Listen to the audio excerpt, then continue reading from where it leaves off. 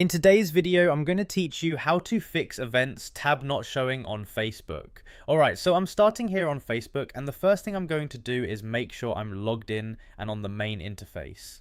From here, I'm going to go ahead and click on my profile. So I'll tap on the profile icon to access my account area.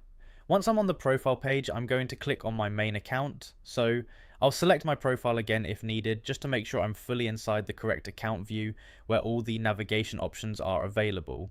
Now that I'm in the main account view, I'm going to look over to the left side of the screen. So I'll shift my attention there. And this is where Facebook usually lists different sections and shortcuts. At this point, I'm going to click on See More. So I'll go ahead and tap that option on the left side. And when I do that, it expands additional menu items that aren't immediately visible at first. Once the menu expands, I'm going to look for events. So I'll scroll through the list if needed. And when I see events, I'll click on it. This should open the events section where you can view and manage events connected to your account. And that's basically the process to access the events tab if it's not showing up front. Expanding the See More section is what usually reveals it, since Facebook sometimes hides less frequently used options in that menu.